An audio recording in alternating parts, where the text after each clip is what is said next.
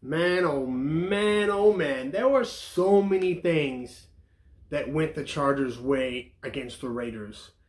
So many things that you could tell were obviously upgraded in the offseason. Um, some a little better than others.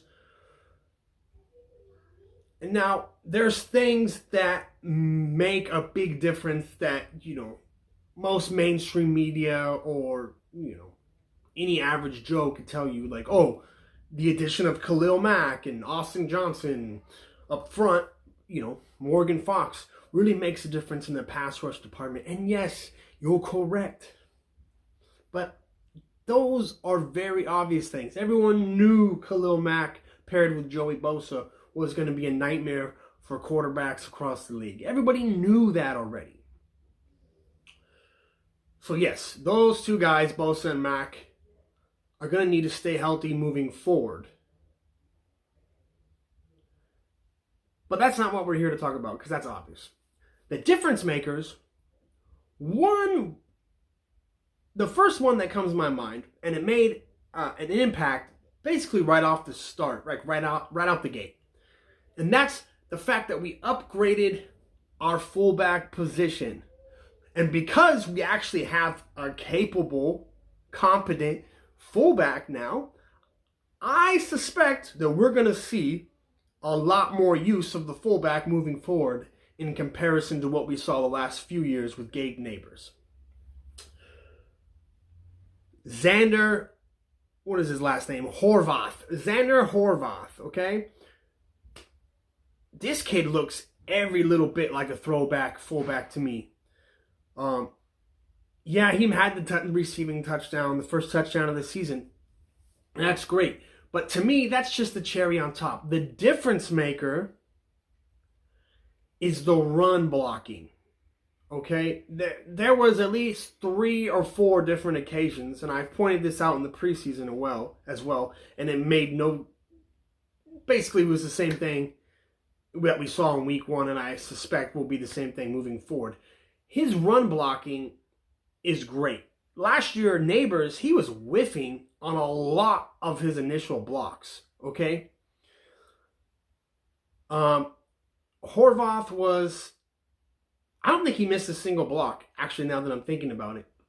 And that one extra block you get from a fullback, even if your whole entire offensive line, whether you're pulling, whether you're double teaming, whether you got your assignment directly on you or in the gap, it doesn't matter. If every single one of your offensive linemen makes their block and does what they're supposed to do, sometimes that one little extra block from that fullback is what makes the difference between a 1 and 2 yard gain versus a 5 and 6 yard gain. Because that one little extra block on several occasions allowed the running back to make that one extra cut to get those couple extra yards upfield. And we saw he went for it on 3rd and 1, gave it to the fullback, he got it no problem. Someone that you could rely on to get those short yardage situations and make key blocks when you need them is incredibly huge. The fullback has been phased out of the modern day game. But if you think about who are the most successful running teams in the league, like San Francisco, Baltimore, come to mind, they all utilize fullbacks still. It's not a coincidence. So moving forward, I can't wait to see what Xander really brings to the table. Plus, I love the name, Xander Horvath. That sounds like a fullback name to me.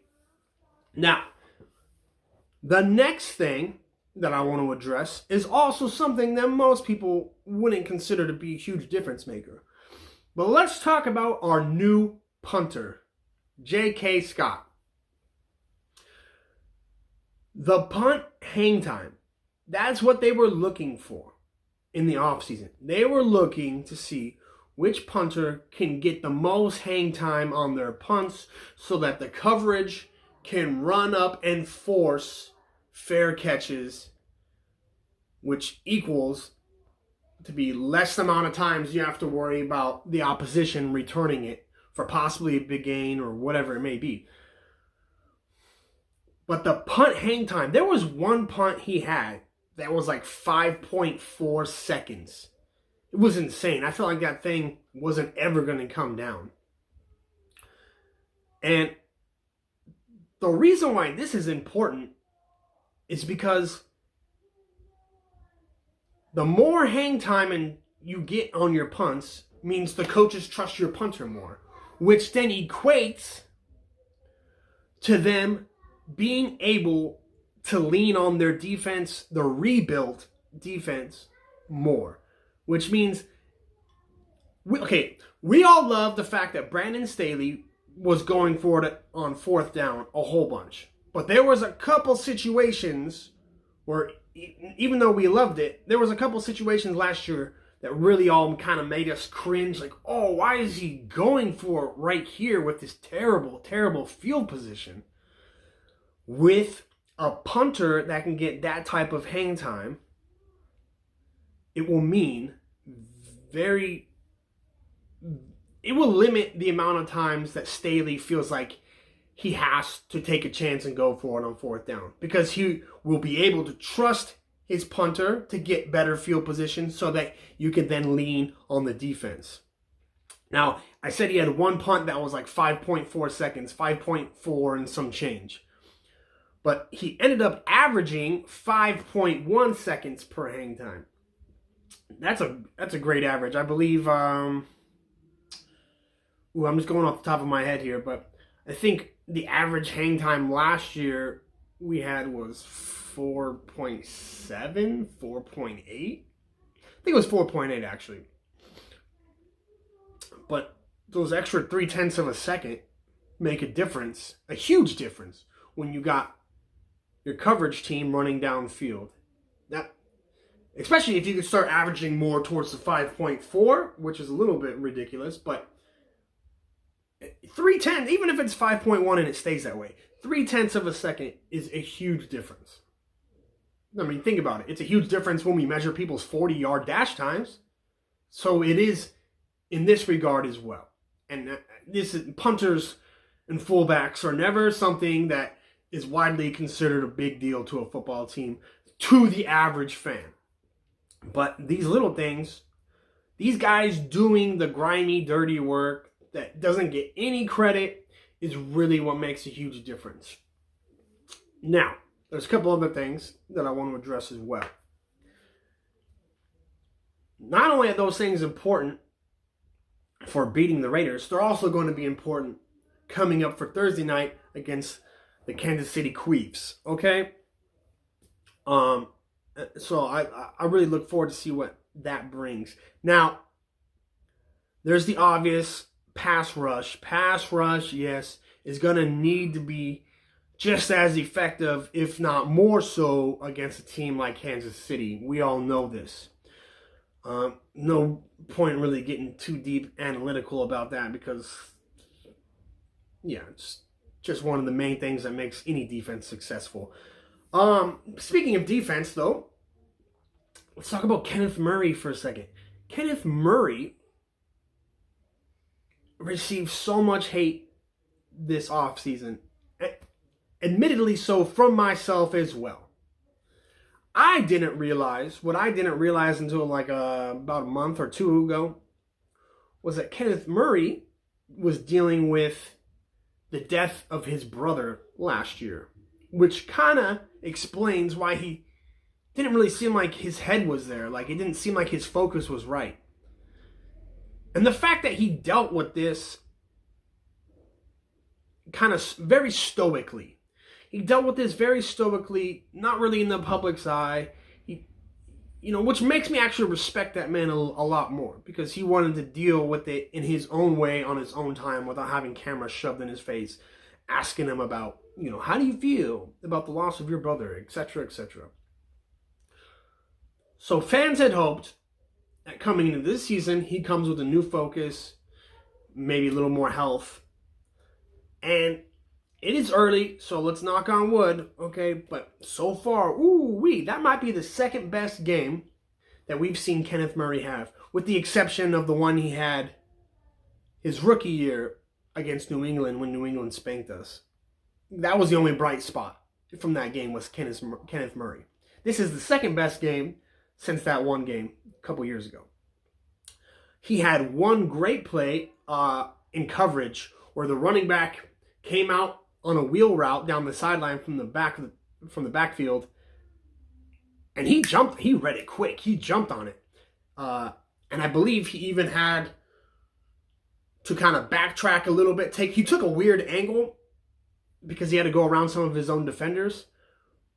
But man, the anticipation, and he read it so quick that I was very, very impressed with that particular play. There was also another play, okay, that I'm going to show you right here on a run play early down, where he literally throws the guard off of him like a rag doll, turns around, and then tackles the ball carrier. And one of his biggest knocks the last couple years was he couldn't shed blocks to save his life.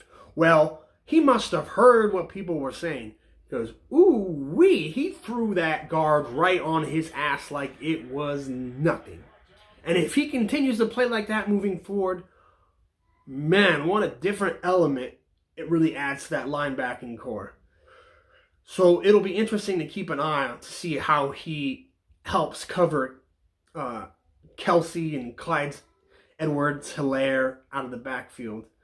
Yeah, I wouldn't be surprised if they're probably going to have a rotation on Kelce, rotation of Murray, Tranquill, and Derwin. But moving on,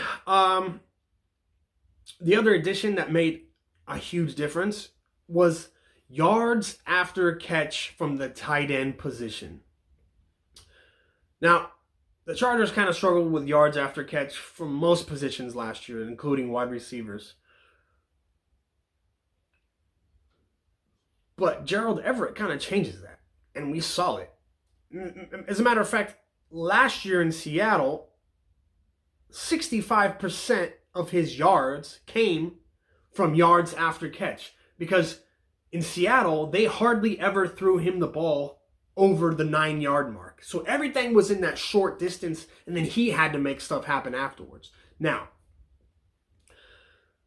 we saw him bully his way into the end zone against the Raiders, backpedaling on a backpedal. Okay, got the ball, kind of turned over his shoulder, and just backpedaled his way all the way in for another 10 yards. That's physical power. And kind of that dog, that inner dog, that willingness to kind of like that fighter's mentality. Like, no, it's either going to be me or you, and it ain't going to be me. Something that Jared Cook didn't really have. So that adds another element of, things that don't necessarily pop off the chart to an average fan. You know, they look at how many yards did he get this year, and that's kind of all they look at. But yards after catch oftentimes changes, how games go on any particular play. And last but not least, not only are all these things I'm talking about going to be huge against Kansas City, they're going to be huge moving forward for the whole rest of the season as well. And the other thing is Trey Pipkins. He didn't grade, according to PFF, super well. But PFF is all over the place. Sometimes their grades don't even make sense, especially for offensive linemen. But I share the same sentiment as a lot of folks out there when it comes to Pipkins, and that is that we don't need him to be great. We need him to operate at an average to slightly above average type of level, and we'll be completely fine because we have that much faith in the rest of the offensive line. Now, keep in mind, I'm not a fan of Pipkins. Most people aren't a fan of Pipkins because of how terrible he has played the last few years.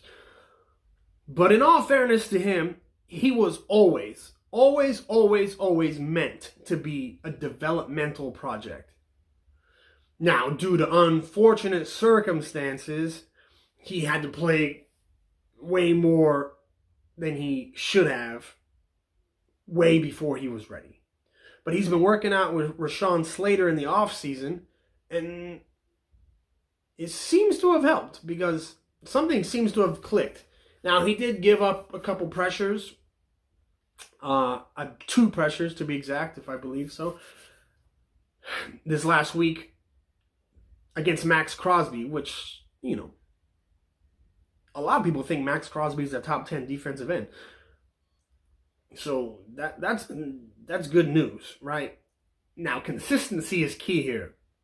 And I believe he'll have George Karlaftis, the rookie defensive end from Kansas City, to go up against next. So we'll see what happens. But if that's one of the keys to victory there for me. And continuing to move forward. Can Pipkins continue to operate at an above average level? We don't need a Pro Bowler. We don't need to ask too much from him. We just need to make sure he's consistent. Now, these are all going to be storylines for the whole rest of the season moving forward. But I think here on a short week against our second division rival in as many weeks is going to be a big key factor. Yeah, I have a good feeling about this. I think we could pull this out in Arrowhead. I really do. Yeah, anyway, like the video, subscribe to the channel. That was a conflated version of reviewing what went well in week 1. And since we're on a short week, these are all also keys to victory for week 2. Moving forward, these videos won't be conflated into the same video. It's just a short week. What do you want me to do? What do you want me to do? Bolt up, baby. Fuck the queefs. Like and subscribe to the channel. I appreciate you all.